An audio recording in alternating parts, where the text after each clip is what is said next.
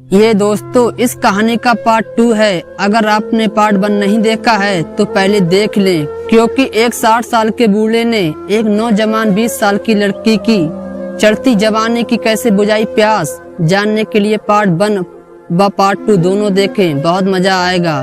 बातों ही बातों में उसके ब्याह की चर्चा छेड़ दी। वे कहने लगी, प्रोफेसर साहब, हम पिछले 3 महीनों से सायदा के लिए लड़का खोज रहे हैं, पर अच्छे लड़कों का तो जैसे अकाल पड़ा है। देखिए ना कोई मुनासिब लड़का हमारी सायदा के लिए। इससे पहले कि प्रोफेसर कुछ कहते, सायदा झट से बोल पड़ी, सर अपनी ही कॉलोनी में देखिएगा, ताकि शादी के बाद भी मैं आपके करीब रहूं। उस रात प्रोफेसर सो नहीं सके थे। सायदा का कहा उनके दिमाग में गूंजने लगता और वे चौंक कर उठ बैठते। इसी उधेड़बुन में वे धीरे धीरे फ्लैशबैक में चले गए। होटल मेघदूत के आलीशान कमरे में नरम बिस्तर पर सायदा से बिना कपड़ों के प्रोफेसर महमूद शौकत की बाहों में सिमटी कह रही थी, जी तो चाहता है सर, मैं जमाने की सभी घड़ियां आपकी बाहों में बिताऊं। आप ऐसे ही मेरे बदन के तारों को छेड़ते रहें और मैं आपकी मर्दानगी से मस्त होती रहूं। इतना सुनने के बाद प्रोफेसर ने उसके रेशमी बालों से खेलते हुए पूछा था, तुम्हें ऐसा नहीं लगता कि हम जो कर रहे हैं वह गुनाह है? सायदा ने नाम में सिर हिला दिया। क्यों?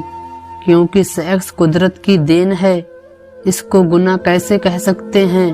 वैसे भी सर, मैं तो मानती हूँ कि ये केवल हमारी शारीरिक जरूरत है।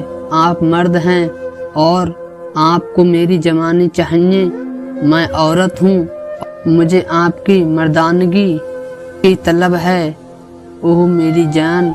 सायदा की इस बात पर प्रोफेसर महमूद शौकत चहक उठे थे, साथ ही उनके ओठ उसके ओठों पर झुकते चले गए। सायदा इस अचानक हल्ले के लिए तैयार ना थी, फिर भी उनकी छुअन ने उसके शरीर को झंझना दिया था और उसका कोमल शरीर उनकी बाहों के घेरे में फड़फड़ाने लगा था। प्रोफेसर का ये कामुक हल्ला इतना तेज, इतना बहसियाना था कि सायदा का पोर पोर उधेड़ दे रहा था। सायदा भी अपने शरीर को ऐसे ढीला छोड़ रही थी मानो खुद को हारा हुआ मान लिया हो। कुछ मिनट तक दोनों ऐसे ही बिस्तर पर उधेड़ बिखरे बिखरे से रहे। फिर किसी तरह सायदा खुद को अपने में बटोरते समेटते फुसफुसाई, सर क्या इस उम्र में भी आप में नौजवानों से कहीं ज्यादा मर्दानगी का जोश है? यह सुनकर प्रोफेसर महमूद शौकत हैरानी से उसे देखने लगे। हाँ सर, मुझे तो अपनी साथी लड़कों से कहीं ज्यादा सुख आपसे मिलता है, लेकिन तुम ऐसे कैसे कह सकती हो? प्रोफेसर की आवाज में बौखलाहट आ गई थी। आजमाया है मैंने, 1-2 को नहीं, दसियों को। यानी तुम उनके साथ? बिल्कुल सायदा, पहले भी आपसे कह चुकी हूँ कि मेरे लिए जिंदगी मौत का नजरअंदाज किया हुआ एक पल है, तो क्यों न मैं हर पल को ज्यादा से ज्यादा भोगूं। ये सुनकर प्रोफेसर चौंक उठते हैं और फ्लैशबैक से वापस आ जाते हैं।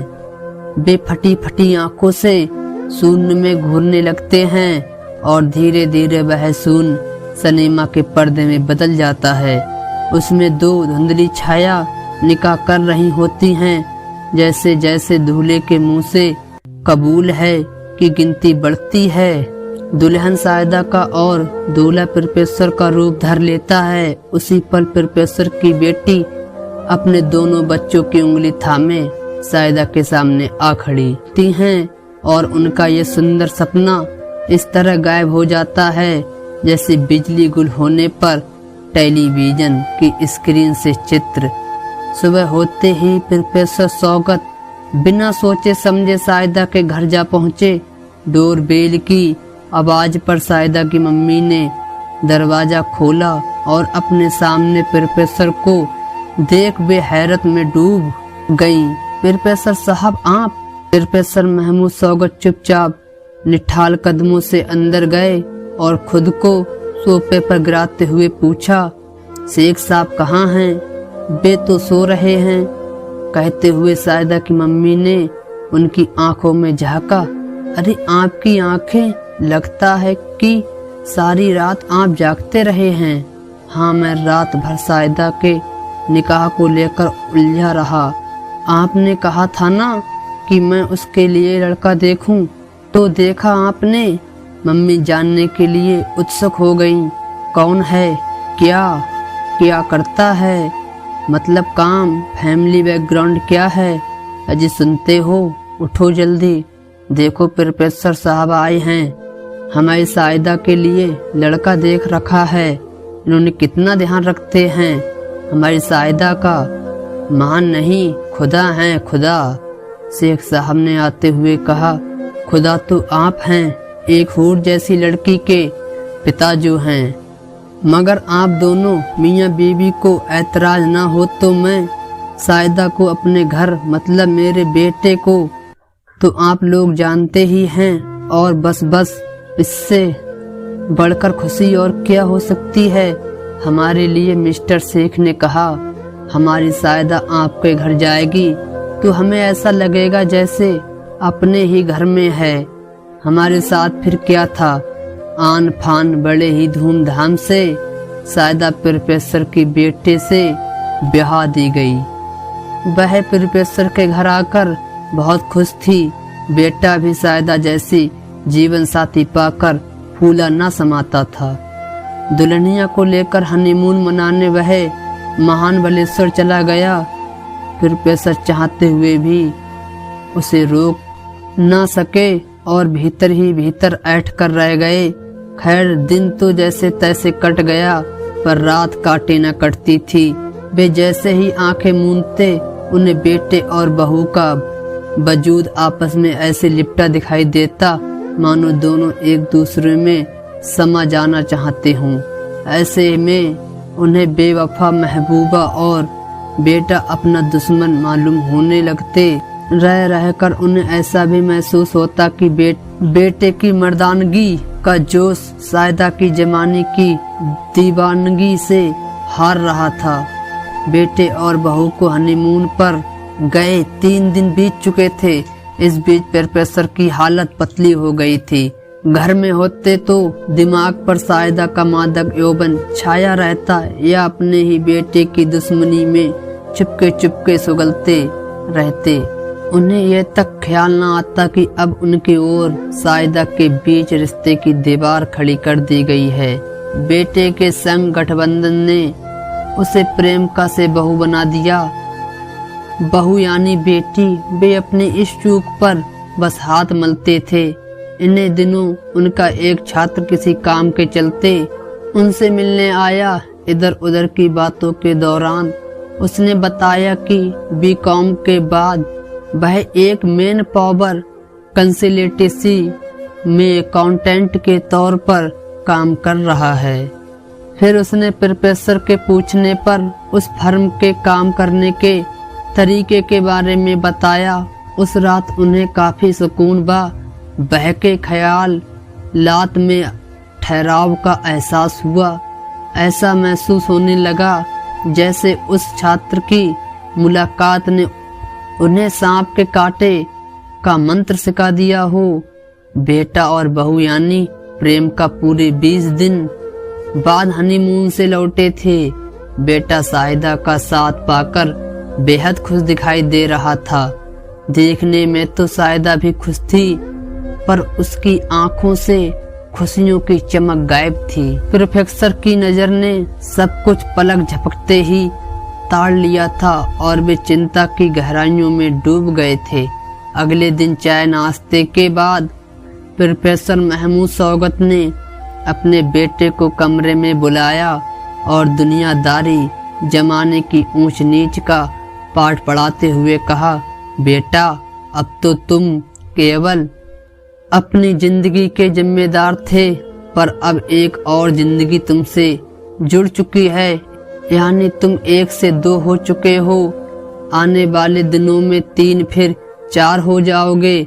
जरूरत और खर्चों में बढ़ोतरी लाजमी है, जबकि आमदनी वही होगी जो तुम तनख्वाह पाते हो।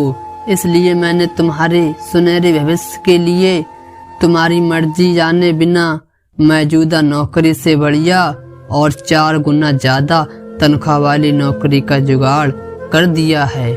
इस बीच प्रोफेसर महमूद शौकत की नजर के पीछे खड़ी शाहिदा पर जमी थी। उसकी आंखों में खुशी की लहरें और ओठों पर कामुक मुस्कान रेंग रही थी। उसके इस भाव से खुश होते हुए उन्होंने मेज के दराज से एक लिफाफा निकाला और उसे शाहिदा की ओर बढ़ाते हुए कहा, शाहिदा, ये मेरी ओर से तुम्हारे लिए एक छोटा सा तोहफा है। शुक्रिया, शाहिदा धीरे से बोली। अगर अब तुम इस तोहफे को अपने हाथों से मेरे बेटे को दे दो तो यकीनन यह तोहफा बेशकीमती हो जाएगा। वह उनकी इच्छा भांप गई और एक अदा से लजाते इठलाते हुए उसने लिफाफा शोहर की ओर बढ़ा दिया। बेटे को शाहिदा की इस अदा पर प्यार उमड़ आया। वह उसे चाहत भरी नजर से देखते हुए लिफाफा थामकर शुक्रिया डार्लिंग बोला। लिफाफे में मोटे शब्दों में लिखा था, पिता की तरफ से बेटे को अनमोल तोहफा।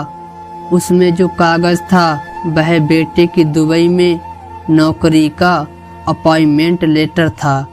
साथ में वीजा, पासपोर्ट और हवाई जहाज की टिकट भी थी। ये पढ़ते ही बेटे के हाथ कांपने लगे। तो दोस्तों, ये थी हमारी आज की कहानी। उम्मीद करते हैं आपको पसंद आई होगी। आपका क्या कहना इस कहानी के बारे में कमेंट करके हमें जरूर बताएं। वीडियो को लाइक करके चैनल को सब्सक्राइब कर लीजिए। साथ में घंटी को दबाकर ऑल पर सेट कर लीजिए ताकि आने वाली वीडियो आपको तुरंत मिले। तो दोस्तों, मिलते हैं एक और नई कहानी के साथ। तब तक के लिए धन्यवाद।